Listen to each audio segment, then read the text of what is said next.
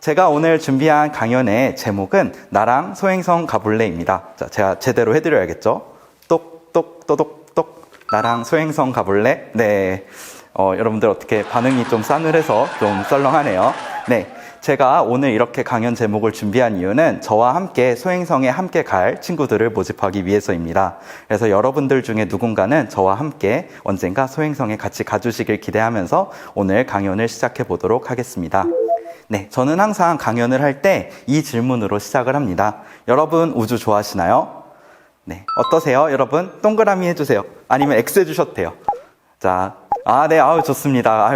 여러분들 되게 착하시네요. 동그라미 많이 해주셔서 감사합니다. 네, 많은 분들이, 그러니까 천문학이라는 학문 자체에 관심이 없으신 분들도 아름다운 우주 사진이나 이런 것들은 되게 좋아하시는 것 같아요. 그래서 소행성이 뭔가요? 그소먼이라고 하면 저는 항상 요 사진을 먼저 보여드립니다. 요 사진이 이제 어린 왕자에 나오는 이제 B610이라고 하는 소행성이죠. 여러분들도 아마 어린 왕자 책을 읽어보셨으면 아마 아실 겁니다. 그래서 이렇게 작은 돌덩이라고 생각을 하면 되는데 구체적인 정의에 대해서 설명을 드리자면 먼저 태양을 돌기는 도는데 행성보다는 작은 것들을 이제 우리가 들 수 있겠죠. 그 중에서도 크기가 정말 좀 더 작아서 200km보다 작은 것들입니다. 그래서 제가 이제 지도를 준비를 해왔는데요. 제가 살고 있는 서울에서 이제 여러분들이 이제 지금 여기 강연을 보고 계시는 사북고등학교까지가 대략 한 168km 정도가 나옵니다. 그래서 그것보다 조금 더 큰 정도까지의 이제 그런 돌덩이들을 소행성이라고 부르는데 그 중에서도 목성 안쪽에서 도는 것들만 우리가 소행성이라고 부르고 바깥에 있는 것들은 뭐 카이퍼 대천체, 뭐 센타우루스 등등 또 다른 특별한 이름으로 부르고 있습니다. 이렇게 중요한 소행성 어떻게 연구할까요? 흔히 천문학에서 사용하는 연구 방법은 두 가지가 있습니다. 관측, 망원경을 이용해서 이제 멀리 있는 천체들을 보는 것이 있고요. 두 번째로는 이론, 물리 법칙을 이용해서 이제 연구하는 것이 있습니다. 그리고 세 번째가 이제 천문학 중에서도 태양계 천문학에서만 가능한 건데요. 지구에는 끊임없이 소행성이나 달에서 이렇게 출발한 그런 운석들이 쏟아지고 있습니다. 이런 소행성들의 일부를 우리가 연구함으로써 소행성이 이렇게 생겼구나 이런 것들을 알 수가 있습니다. 근데 오늘은 앞에서 이제 말씀드렸던 것처럼 이제 소행성 탐사에 관해서 좀 더 집중적으로 말씀을 드리고자 합니다. 소행성 탐사가 왜 정말 효과적인지 제가 이 사진 두 장으로 여러분들 이해시켜 보겠습니다. 먼저 왼쪽에 있는 사진은 제가 실제로 연구에 사용하는 사진인데요. 이제 지름이 60cm의 망원경이 있습니다. 이 망원경으로 소행성 에로스라고 하는 이제 소행성을 촬영을 한 것입니다. 여기에 보시면 이렇게 눈덩이 같은 것들이 있는데 주변에 있는 것들은 다 별이고요. 가운데 있는 것만이 이제 소행성 에로스입니다. 그런데 여기에 우리가 우주선을 보내면 어떻게 될까요? 자, 당연히 지구에서 본 것과는 정말 다르죠. 표면이 굉장히 이렇게 보들보들하고 작은 먼지들로 덮여 있는 것을 알 수 있었습니다. 그래서 우리가 탐사선이 얼마나 효과적인지를 이 두 장을 통해서 볼 수 있고요. 좀 더 다른 비유를 들어 설명을 드리자면 소행성 표면은 굉장히 다양합니다. 그런 것들을 이제 비유하자면 수채화의 다양한 색깔의 물감이라고 할 수 있겠습니다. 여러분들 수채화 그려보셨죠? 네, 아마 저도 중학교 때 좀 그려봤던 것 같은데 이렇게 그리고 나면 물통이 어떤 색깔이 되죠? 분명 색깔이 빨간색도 예쁘고 파란색도 예쁘고 참 예쁜 색깔이 많은데 하고 나면은 물통이 항상 이렇게 더러워지죠? 근데 우리가 실제로 이제 관측을 해서 얻는 그런 신호가 사실은 이런 물감의 물통처럼 여러 색깔이 한데 뭉뚱그려진 그런 모습이 됩니다. 다시 말해서 우리가 소행성 표면에 다양한 정보들이 있는데 지구에서 봐서는 이것들이 다 한데 모여서 오기 때문에 그것들을 하나하나 분리해낼 수가 없습니다. 그래서 우리가 우주 탐사를 하고자 하는 겁니다. 그러면은 지금 우주공학자를 꿈꾸는 여러분들이 혹시 있다면 우리나라에서는 이런 게 좀 어렵지 않을까라고 하실 수 있는데 맞습니다. 우리는 아직 이제 우주 탐사에 있어서 태동 단계라고, 그러니까 막 태어나는 단계라고 할 수 있겠죠. 하지만 우주 탐사 자료를 이용한 연구는 우리나라에서도 진행을 하고 있습니다. 그걸 연구하는 사람이 바로 접니다. 그래서 제가 연구하는 자료에 대해서 간단하게 소개를 드리면 일본의 하야부사 탐사선이라고 하는 탐사선에서 찍어온 자료고요. 이 하야부사 탐사선이 얼마나 대단한 일을 했는지 두 가지로 설명을 드리겠습니다. 먼저 첫 번째는 탐사선 자료로부터 이것이 얼마나 무거운지 그리고 얼마나 큰지 질량과 부피를 측정을 해서 밀도를 봤더니 마치 빈 공간이 안에 있어야만 설명되는 그런 매우 가벼운 구조를 가지고 있다. 즉 우리가 흔히 보는 이런 돌탑 같은 모양을 하고 있을 것이다 라는 것을 알게 되었고요. 두 번째는 우주 풍화입니다. 오늘 제 연구의 핵심 주제라고도 할 수 있는데요. 이 지구에서 일어나는 걸 저희가 풍화라고 했는데 해성에서도 이렇게 가스가 쫙 나오면서 마치 주전자처럼 그래서 이렇게 표면이 변화하고 있습니다. 보시면은 이제 가스가 나오기 전에는 이렇게 절벽이 있었는데요. 가스가 나오고 나서는 이 절벽이 무너지는 그런 모습을 보실 수가 있습니다. 이건 이제 유럽의 해성 탐사선이 찍어온 사진입니다. 그래서 이제 소행성은 근데 대기도 없고 물도 없고 생명체도 없고 얼음도 없습니다. 그래서 아까 설명드렸던 것처럼 굉장히 평온한 천체라고 여러 번 말씀을 드렸죠. 근데 사실은 소행성도 조금씩 변화를 겪고 있습니다. 왜냐하면 소행성엔 대기가 없기 때문에 보호를 받을 수가 없어서 이런 태양풍 속의 그런 고에너지 알갱이들 그리고 우주의 고에너지 알갱이들 그리고 조그마한 우주 먼지들이 끊임없이 소행성을 때리고 있습니다. 그래서 그림으로 표현을 하자면 이제 소행성은 거대한 우주 오븐 안에서 끊임없이 지글지글 구워지고 있는 그런 모습이라고 할 수 있겠습니다.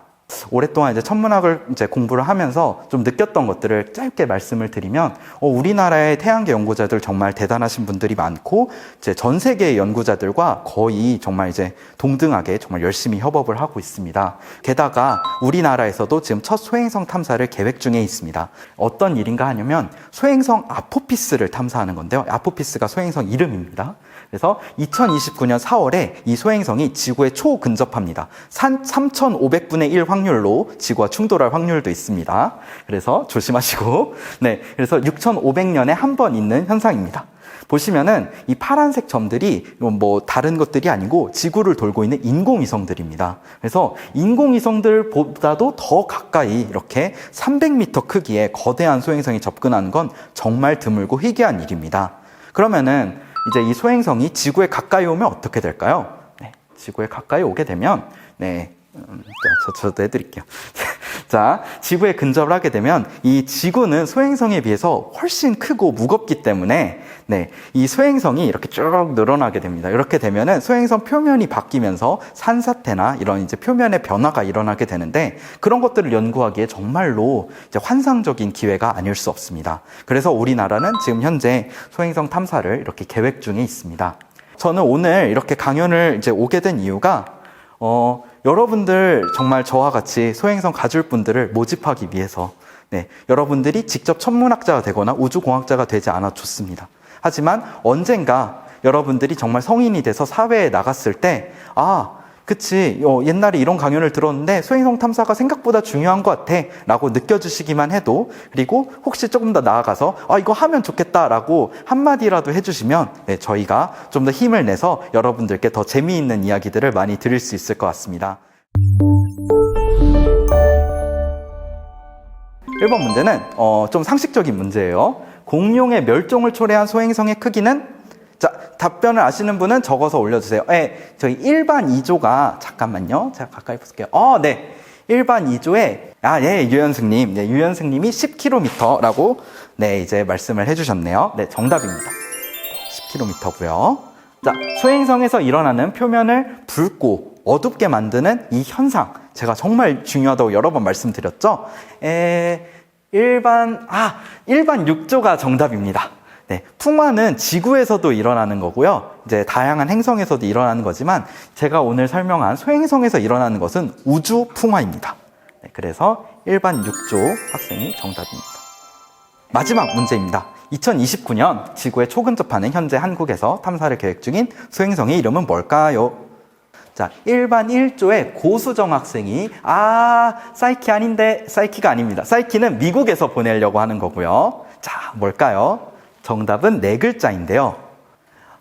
좋습니다. 방승혁 학생, 일반 3조의 방승혁 학생이 아포피스 정답 맞춰주셨습니다. 네, 다들 그래도 되게 답변 잘해주셔가지고 아마 제 강연을 그래 재밌게 들어주신 것 같아서 굉장히 기쁩니다. 네, 질문해주세요. 예, 소행성에도 중력이 있나요? 모든 이제 질량이 있는 물체들은 다 중력이 있습니다. 여러분도 있고 저도 있고, 네, 저희는 서로 끌어당기고 있는 중입니다. 물론 그게 너무 약해서 그렇죠. 잠깐만요.